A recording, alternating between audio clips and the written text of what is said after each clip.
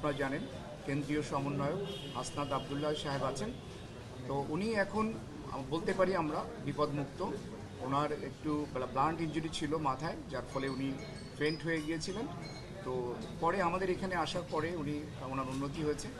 আমরা তাকে ওসেকে ছিল অনেস্ট ইমার্জেন্সি সেন্টার থেকে আমরা আজকে তাকে কেবিনে শিফট করেছি।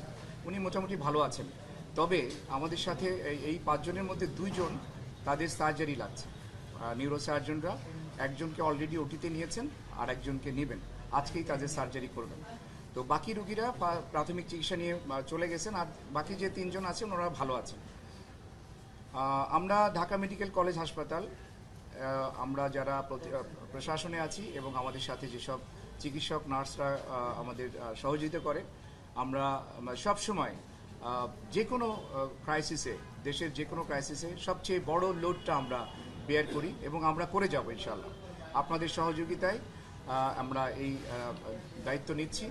আর একটা বিশেষ বিষয় আমি বলতে চাই, আমাদের এখানে এখনও 100 জন ভর্তি আছে। টোটাল 850 জন আমাদের এখানে ভর্তি হয়েছিলেন। 2000-এর উপরে রুগী আসছিলেন, তার মধ্যে 850 জন আমাদের এখানে ভর্তি হয়েছেন। এখনও আমাদের কাছে 100 জন রুগী আছে। এর মধ্যে আইসিইউতে আছে 9 জন, আর অন্যান্য বিভিন্ন ওয়ার্ডে আছে general surgery, orthopaedic, neuro surgery, ENT, এই ওয়ার্ডগুলোতে আমাদের রুগীরা আছে। তো বেশিরভাগ মানে আইসিইউতে যে কয়জন আছে, আপনারা জানেন যে আইসিইউতে থাকা মানে তাদের অবস্থা একটু ক্রিটিক্যাল। বাকিরা আশা করি আমরা তারা সুস্থ হয়ে যাবে। সহযোগিতা করছে সেটা বলেন। আর আমরা বিনা বিনা পয়সায়, বিনা খরচে, আপনারা জানেন যে সরকারি হাসপাতালে সকল ওষুধ এবং জিনিসপত্র সরবরাহ থাকে না, কিন্তু আমরা এই যে বৈষম্যবিরোধী ছাত্র আন্দোলনে আহত যারা আছেন তাদের জন্য আমরা সব কিছু বিনামূল্যে ব্যবস্থা করছি এবং তাদেরকে আমরা নির্দিষ্ট কয়েকটা ওয়ার্ডের মধ্যে রেখেছি যাতে তাদের ম্যানেজমেন্ট বা মনিটরিং বেটার হয়। সেই জন্য আমরা তাদেরকে বিভিন্ন কয়েকটা ওয়ার্ডের মধ্যে রেখেছি। আমি আপনাদের মাধ্যমে সবাইকে একটু আহ্বান জানাবো। আপনারা জানেন যে এই রুগীগুলো বেশিরভাগ বুলেট ইনজুরির রুগী। তো বুলেট ইনজুরি মানে এখানে একটা ইনফেকশনের চান্স থাকে। তো ভিজিটর একটু নিয়ন্ত্রণ করা দরকার। আমরা নিজেরা অনেক সময় হিমশিম খেয়ে যাই। আপনাদের মাধ্যমে আমি সকলের কাছে আবেদন রাখবো যে আপনারা রুগীর কাছে যাবেন না, অপ্রয়োজনে যাবেন না।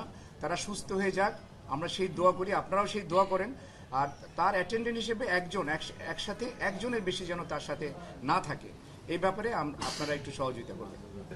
তাদের আপডেটে দুইজনের অবস্থা একটু খারাপ, মানে খারাপ বলতে তাদের সার্জারি লাগছে, তাদের ইন্ট্রাক্রেনাল হেমোরেজ হয়েছে, মাথার মধ্যে রক্তক্ষরণ হচ্ছে, সেই কারণে এই দুজনের সার্জারি লাগছে। আর বাকিদের সার্জারি লাগবে না, কনজারভেটিভ ট্রিটমেন্টে ইনশাল্লাহ ওনারা ভালো হয়ে যাবে। ওনারা ছাত্র না।